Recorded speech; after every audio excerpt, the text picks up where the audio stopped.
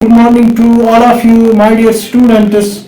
Assalamu alaikum wa rahmatullahi wa barakatuhu. My dear students, you are once again welcome in my channel. The name of the channel is Dr. Raees Ahmad Discover Teaching and Learning. Dear students, आपको पता ही हमने बहुत सारी lecture जो हमारे YouTube channel है doctor Rais Ahmad discover teaching and learning, उस पर हमने बहुत सारे जो लेक्चर्स है अपलोड किए हैं एजुकेशन सब्जेक्ट के रिलेटेड। उसमें हमने बहुत सारे पेपर्स भी डिस्कस किए हैं, वो मैंने आपको ऑलरेडी बार बार लेक्चर्स में बोला है। उसमें जैसे हमने बहुत सारे सेमेस्टर जैसे बीए फर्स्ट सेम का भी हमने अपलोड किया है, इसी तरह से फोर्थ सेम का भी अपलोड किया है और फिफ्थ सेम का हम अपलोड कर रहे हैं। स्पेशली उसमें जो आपके स्किल पेपर्स हैं वो भी हमने एक दो पेपर जैसे गाइडेंस एंड काउंसलिंग के भी हमने बहुत सारे लेक्चर्स अपलोड किए हैं। तो डियर स्टूडेंट्स, आजकल हम अपलोड कर रहे हैं आपका और एक पेपर स्पेशल पेपर जो बहुत सारे सेमेस्टर्स में कॉमन पेपर है, स्किल पेपर ईसीसी। और ईसीसी को आपको पता ही है, early childhood care and education का। इसका मैंने आपको बैकग्राउंड भी बोला, हिस्टोरिकल बैकग्राउंड बोला कि ईसीसी जो सब्जेक्ट है, नया डिसिप्लिन है, इसका जो इन्फ्लुएंस है, तो इसकी मीनिंग क्या है, और इस तरह से हमने इसके ऑब्जेक्टिव्स भी डिस्कस किए और नीड एंड इंपॉर्टेंस भी हमने डिस्कस किए। तो नीड एंड इंपॉर्टेंस में मुझे जैसे मैंने आपको बोला कि ब्रेन डेवलपमेंट पर ज्यादा फोकस है, क्योंकि इस वाली स्टेज में जो ईसीसी का जो मेन फोकस होता है वो होता है कि हम किस एज ग्रुप को हम फोकस करते हैं, 0 to 6 को, एक छोटे बच्चों के लिए जिसको हम प्री प्राइमरी एजुकेशन भी बोलते हैं। तो उस डियर स्टूडेंट उसमें जैसे आपकी क्लासेस आती हैं, किंडरगार्टन की क्लासेस आते हैं, उसमें आंगनवाड़ी के बच्चे जो आते हैं तो वो होते हैं रिलेटेड टू ईसीसी। मगर उसमें जो एक फिनोमिना था जो मैंने आपको बार बार बोला है कि जैसे ब्रेन डेवलपमेंट पे ज्यादा फोकस होता है, स्ट्रक्चर पे ज्यादा फोकस होता है, तो उस एज ग्रुप में हम ये चीजें सीखते हैं। बच्चे का हम सोशल डेवलपमेंट करते हैं, फिजिकल डेवलपमेंट करते हैं, इमोशनल डेवलपमेंट करते हैं। तो ये चीजें ज्यादा डेवलप होती है जब अर्ली स्टेज में बच्चा होता है, जैसे उसके एकेडमिक्स को बढ़ाना, स्किल्स बढ़ाना, छोटे छोटे सोशल स्किल्स जो मैंने आपको ऑलरेडी बोला है। उसके बाद जो हमने और एक टॉपिक डिस्कस किया ईसीसी में वो था जैसे कि what are the methods which are available for us number for the child behaviour. Child behaviour को स्टडी करने के लिए हमारे सिलेबस में दो मेथड है। एक था आपका ऑब्जर्वेशन मेथड जो हमने ऑलरेडी डिस्कस किया है, मेरे यूट्यूब चैनल पे वो अवेलेबल है। तो इसकी एडवांटेजेस, इसके स्टेप्स और जो बाकी चीजें हैं वो हमने डिस्कस किए ऑब्जर्वेशन का। और इसके टाइप जैसे कंट्रोल ऑब्जर्वेशन है, अनकंट्रोल ऑब्जर्वेशन है, पार्टिसिपेंट ऑब्जर्वेशन है, नॉन पार्टिसिपेंट ऑब्जर्वेशन, वो तो हमने ऑलरेडी डिस्कस किए। आज का और एक मेथड है, आज हमें डिस्कस करना है, वो आपके सिलेबस में है, उसको बोलते हैं केस स्टडी। तो आपको डियर स्टूडेंट्स पता ही है केस स्टडी जो एक मेथड है चाइल्ड बिहेवियर को स्टडी करने का। तो इसमें क्या होता है, तो पहले हम डिस्कस करेंगे ये जो केस स्टडी है ये इन डेप्थ स्टडी होता है ऑफ एन इंडिविजुअल, कि जब हम किसी इंडिविजुअल या स्टूडेंट या पुपिल के बारे में इन डेप्थ कलेक्शन डेटा जो कलेक्ट करेंगे, डिटेल जिसको स्पेसिफिक मतलब हम इंफॉर्मेशन हासिल करते हैं, उसके लिए डेप्थ में जाते हैं, तो उसको बोलते हैं केस स्टडी। तो ये जो केस स्टडी का कंसेप्ट है ये यहाँ पर आपको बोर्ड में दिखाएगा मुदस्सिर कि फर्स्ट इंट्रोड्यूस्ड बाय फ्रेडरिक, उसका नाम था लीपले। फ्रेडरिक लीपले ने 1829 में ये केस स्टडी का टर्म जो है ये इंट्रोड्यूस किया है सोशल साइंस में। सो सोशल साइंस में अगर पहली बार किसी ने ये जो है केस स्टडी का कंसेप्ट है इंट्रोड्यूस किया है 1829। उसके बाद था कि अगर चार्ल्स डार्विन का भी हम डिटेलर देखेंगे, उसने भी डिटेलर यहाँ पर डायरी इन्फेंट्स का इमोशनल उसमें एक्सप्रेशंस की, ये जो इन्फेंट्स होते हैं, छोटे बच्चे होते हैं, तो उनका अगर हमें डिटेलर उसने भी उस पर काम किया है, इमोशनल एक्सप्रेशन उसको हमने डायरी में कलम बंद किया है। तो ये भी उसका भी एक क्लू मिलता है कि चार्ल्स डार्विन ने भी इसमें मतलब पार्टिसिपेट किया है। मगर फर्स्ट जो इसका स्टडी किया है वो था फ्रेडरिक लीपले इन 1829। उसके बाद जब हम बात करेंगे इसकी मीनिंग या डिफिनेशन की, case study is a method of obtaining in depth information. Dear students, मैंने आपको बोला है ये जो केस स्टडी होता है ये एक मेथड होता है ऑब्टेनिंग इन डेप्थ इंफॉर्मेशन, कि हम पूरे डेप्थ में जाते हैं उस individual on a person, group, phenomena to provide descriptions of specific or a rare case। कि हम एक या दो हम उसमें एक पहले तो हम एक पे मतलब काम करते हैं, उसके बारे में हम पूरा इंफॉर्मेशन हासिल करते हैं। मैं फिर से रिपीट करता हूं, केस स्टडी की डिफिनेशन जब आपको लिखनी है, case study is a method of obtaining in depth information. उसको हम इन डेप्थ इंफॉर्मेशन बोलते हैं। ऑन ए पर्सन भी हो सकता है, ग्रुप भी हो सकता है, फिनोमिना भी हो सकता है, to provide a description of specific और रियर केसेस। तो ये है definition of case study, in depth study of an individual. उसके बाद हमने बोला है कि इस केस स्टडी में हम क्या करते हैं, इसमें हम क्या करते हैं, इट मीन्स सिस्टमैटिक। एक सिस्टमैटिक होता है complete and intensive study of a person. ये हम स्टेप बाय स्टेप करते हैं। सिस्टमैटिक होता है, कंप्लीट है and intensive study of a person, एक पर्सन के बारे में। उसका हम फैमिली बैकग्राउंड चेक करते हैं, उसका फिजिकल, उसका सोशल, उसका इमोशनल, उसका इंटेलेक्चुअल एंड पर्सनल डेवलपमेंट। तो ये सारा किस में आता है, आपका केस स्टडी में। तो केस स्टडी को हम डिफाइन कर सकते हैं, it is a method of obtaining in depth information of a person और ए ग्रुप। तो it is systematic, complete and intensive study of a person. अब उसमें हम क्या करते हैं, उसकी जो फैमिली बैकग्राउंड है वो भी स्टडी करते हैं, फिजिकल, सोशल, मैं इसको emotional, intellectual and personal development.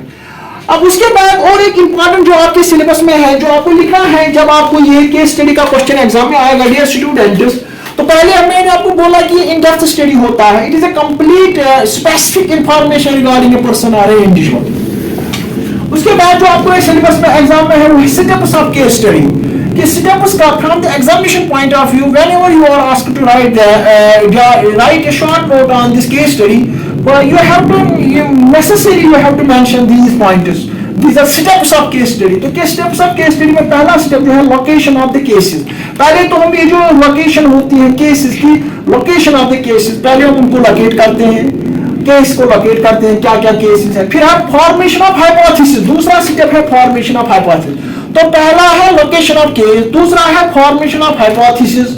तो उसके बारे में हम एक हाइपोथेसिस बनाते हैं कि अगर ये प्रॉब्लम है, ये इसके जरिए से हुए है, इसमें ये हुआ है, तो फिर हम वो जो अपनी हाइपोथेसिस है उसको प्रूव करते हैं। जैसे फिर हम उस रिलेटेड हम कलेक्शन ऑफ डेटा, तो तीसरा स्टेप है collection of data from people.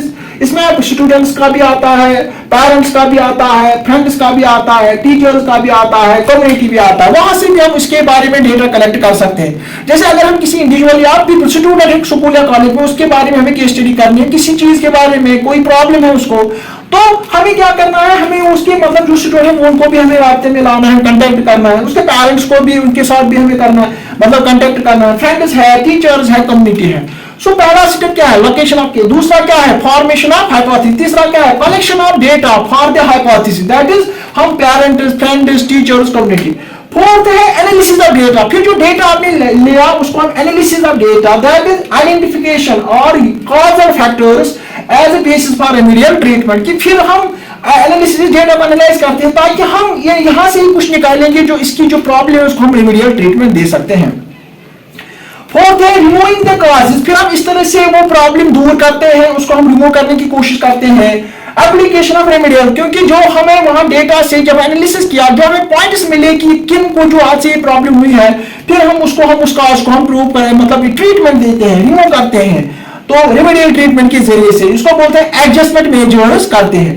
तो लास्ट वाला है फॉलो ऑफ द केसेस, फिर हम रिपीट, जैसे अगर यहां से उसको प्रॉब्लम सॉल्व नहीं हुई, फिर हम ये स्टेप्स रिपीट करते हैं, फॉलो ऑफ द केसेस हम फॉलो अप करते हैं, that is to determine the effectiveness of the remedial major.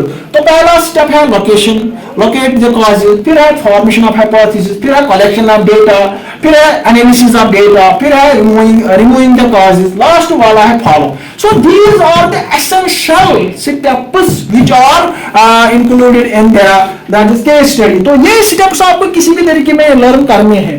अब जो और एक है उसके साथ है एडवांटेजेस ऑफ केस स्टडी। ये जो केस स्टडी आप करते हैं किसी बच्चे के बारे में या किसी इंडिविजुअल के बारे में, तो एडवांटेज क्या आता है, डेवलपमेंट ऑफ नोवेल हाइपोथेसिस, क्योंकि हम उसमें हम ऐसे ऐसे नोवेल हाइपोथेसिस डेवलप करते हैं, ये पहला एडवांटेज है। दूसरा है use to explore ideas so on a subject and can determine the underlying principles। तो उनके जरिए से, क्योंकि हम ये जो हमें वहां से आइडियाज मिलते हैं वहां हम इस्तेमाल कर सकते हैं, तो use to explore ideas on a subject and can determine the underlying principle। इसी तरह से और एक है detailed description of a specific cause के केसेस, कि जो ये केसेस है उनके बारे में हमें स्पेसिफिक डिटेल्ड डिस्क्रिप्शन मिलता है, इंफॉर्मेशन मिलती है।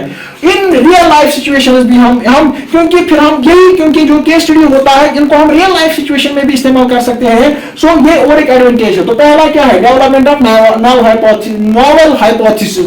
दूसरा है use to explore ideas on subject that determine underlying principle, detailed descriptions of specific cases in real life situations. So these were some important, those are called advantages of the case study. अब उसमें और एक topic है dear student जो हम इसमें discuss करेंगे, वो थे कि हम फिर आने वाले लेक्चर्स में हम डिटेल में इसको डिटेल में डिस्कशन देंगे, लेक्चर्स देंगे। और यहाँ पर शॉर्ट वीडियो में है कि प्रिंसिपल्स ऑफ डेवलपमेंट, क्योंकि जब हम चाइल्ड को डेवलप करते हैं उसमें कुछ स्टेजेस आते हैं, जैसे इन्फेंसी है, इसी तरह से फिर है अर्ली चाइल्डहुड है, फिर है मिडिल चाइल्डहुड है, फिर है ये एडल्ट बन जाता है।